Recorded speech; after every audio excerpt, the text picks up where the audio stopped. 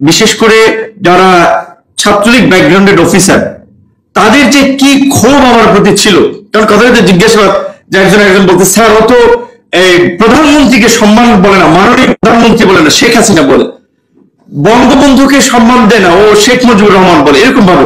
আর ও ও এই আমলে বিপি হয়েছে, কিন্তু ও সবচেয়ে বেশি সরকার বিরোধী, মির্জা ফখরুলের চেয়ে বড় নেতা, মানে এই সমস্ত কথাবার্তা বলে কার্যত তো যখন জিজ্ঞাসাবাদের যে কয়েকটা ফেস ছিল, চোখ তো বন্ধই ছিল।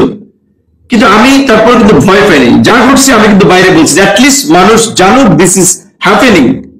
এবং 2 দফায় আমাকে 10 দিন রিমান্ডের পরে,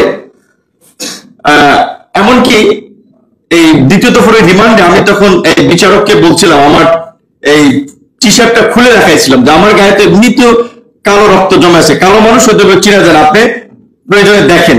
এই অবস্থায় রিমান্ড দিলে তো আর মারা যাবো। রিমান্ড আপনি অন্তত কনসিডার করেন, কয়েকদিন আগে ট্রিটমেন্টের আমাকে পারমিশন দেন তারপরে রিমান্ডে নেন। তারা তো করেনি। আমি কিন্তু তখন ওনাকে ওই আদালতই বলছিলাম যে শেখ হাসিনার পতন টুডে অর টুমরো হবে, এবং এই ফ্যাসিবাদের দোষর হিসেবে আপনাদেরকে একসময় কাঠ ধরে দাঁড় করবে। যে জন্য আমাকে ডিবিকার জন্য আরো চর্চার মাত্রা একটু বাড়াই দিয়েছিল, যে সে বিচারককে হুমকি দেয়।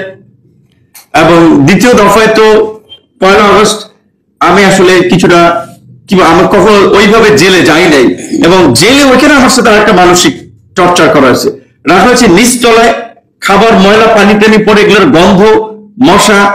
আমি ব্যক্তিগতভাবে বিশ্ববিদ্যালয়ে আমার যারা রুমমেট ছিল তারা বলতে পারবে, যেহেতু ইংরেজিতে পড়েছিলাম, ইংরেজি ছাত্রদের টিউশনের একটা ডিমান্ড আছে, আমি টিউশনি করতাম, তো কাজে ফ্যামিলির মধ্যে চাপ দেওয়া লাগতো না। একটু চলাফেরা, একটু মানে একটু নিজের পরিষ্কার পরিচ্ছন্ন থাকা, একটা সাবান, শ্যাম্পু, মানে অনেক ছাত্রদের যেটা মেনটেন করে, বাট আমি সেটা মেনটেন করতাম। এবং এখন মাঝে মাঝে ভাবি, এই চুলের জেল দিতাম, শ্যাম্পু করতাম, এখন চুল যাইতেছে ওইটা, মানে ইয়ং বয়সে অনেকের তো কত ধরনের শখ থাকে। এবং আমি ওই সময় দেখবো, মানে অনেকে বলে যে আমার ওই সময় আমি একটু কাপড় চোপড় রেখে দেয়, এটা আমার একটু ভালো লাগাচ্ছিল। আজকে একজন বলতেছিল কালারফুল পাঞ্জাবি পরেন, একটু সিরিয়াস কালো মানুষ, আমি একটু আছে একটু কাপড় চোপড় আমার নিজের চয়েসে পরি। তো ওই সময় আমরা বিশেষ করে আমার জায়গা থেকে আমি একটু সচেতন থাকার চেষ্টা করতাম, নিজে একটু পরিপাটি থাকার চেষ্টা করতাম, এবং অনেকের সাথে আমি একটু ফ্রেন্ডলি ছিলাম, মিশুক ছিলাম, অনেকের সাথে মিশতাম।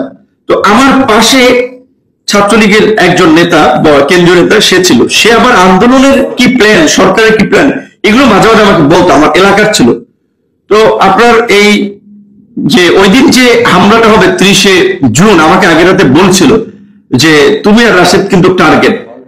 আমি ভেবেছিলাম আসলে ওই সময় মানে নেতৃত্ব পর্যায়ে বিভিন্ন হলের বরিশালের লোকজন, একটা আঞ্চলিকতা বিষয়, আমি অনেককে চিনি, এবং কেন আমার উপরে আক্রমণ করবে? কারণ সত্যিকার অর্থে ওই সময় ছাত্রলীগ ও আন্দোলনের পক্ষে ছিল অনেকে। ছাত্রলীগের ছেলেরা তো সবাই আপনার ফুল টাইম রাজনীতি করবে এটা না, তারাও ভেবেছে কোনো কারণে তারা চাকরি পায় না। তো আমি ভাবছি এটা অন্তত আমাকে হিট করবে না, বিকজ তারা আমাকে ভালোভাবে চেনে।